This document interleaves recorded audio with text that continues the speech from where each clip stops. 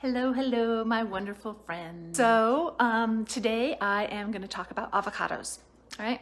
Now, avocados can get really expensive sometimes, and I noticed that the price totally fluctuates, and that's kind of crazy. So I'm going to give you a little optimization plan and all of my hints and tips for storing avocados, for buying avocados, and all that stuff.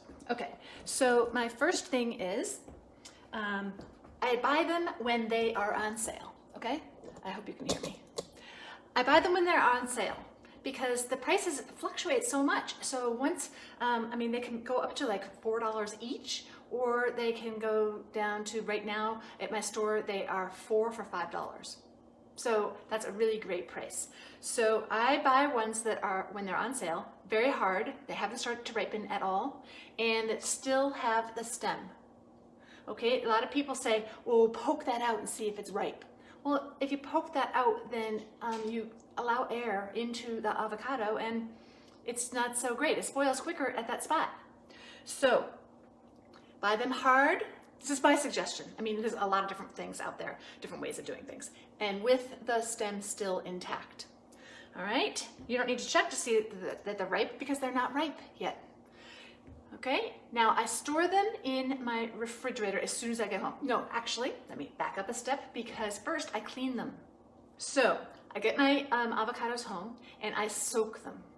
I soak them as all my vegetables and stuff. I soak them in just fresh water from my tap. I put it into a bowl and I add a cap full of apple cider vinegar. It's just a great way to get everything clean. I let it sit for 5 minutes while I'm doing another task, and then I dry them, and once they're fully dry, I put them in the refrigerator. So that's the start. They don't ripen when they're cold.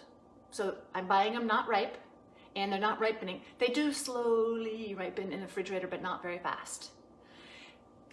So I have unripe avocados. What I do is I take one out each day, and then in 3 days or so, it's ripe, and then the next day is ripe, and the next day is ripe, the next day.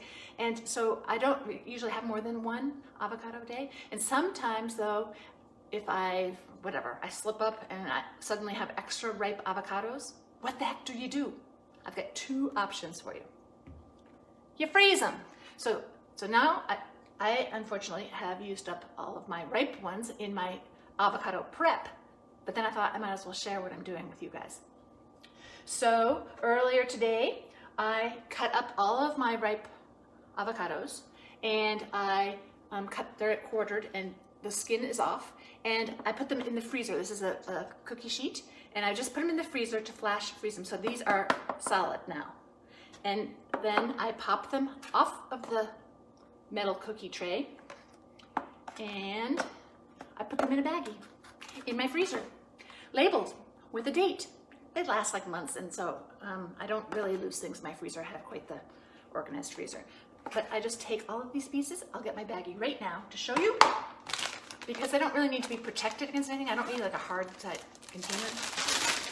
And they probably would have fit in a small one, but I often have more than this. Yep, definitely would have fit in a small one. And I don't really need to label them. It's pretty darn clear what they are.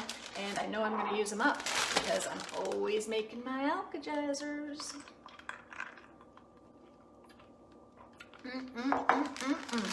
Makes my body happy to have that green juice. I just try to get as much air out of it as possible. And I like the Ziploc so that I can seal it up. I can pull 1 or 2 out. Now I have a Vitamix. Most of you know that because I adore my Vitamix. I have a Vitamix, and so I don't have to thaw these.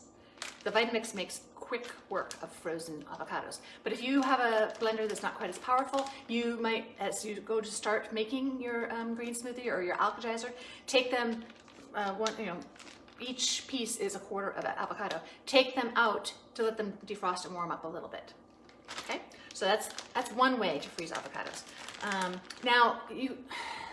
When they defrost, they get mushy. So they're not great for like guacamole or anything like that. They are good for alkalizers or even making avocado crema. If you don't have that recipe, yummy. It's a great sauce. So, second way, I have these big ice cube containers and I use them for a multitude of things. And right here is, you can see each one of these holds a quarter of an avocado. Actually, it holds just a wee bit less. And I have frozen them. And I just took this out, before I started the video. So you will see that they will pop out. It's a silicone tray. I could leave them out, warm it up for a little bit to make it a little easier. I haven't washed my hands, so I don't really want to. And you have cubes of avocado. Again, it will, if you use it to defrost it, it will be a little bit mushy. So you have to watch what recipe you're going to be putting it in. You definitely don't want it like in a salad, but to make a salad dressing or something like that, or your appetizer, you're good to go. Those are my tips for today, and I hope you are having a wonderful, lovely WildFit day. And if you have any questions for me, or have questions for suggestions for future Facebook Lives where you have questions about what to do in the kitchen, how to store food, how to prep, anything like that, the more specific you are, the more I can come forth and serve you all. I hope you have an excellent, excellent day, and you know where to find me. On my page, Wildly Vibrant, on my business page on Facebook. My website is wildlyvibrant.com, and I have a wonderful group, WildFit Lifestyle Journey with Pamela LaPointe. You can find me on Facebook there. I also have an Instagram account. I'm not quite so active there yet, but I'm learning. So have an excellent, excellent day, and I'll see you next time.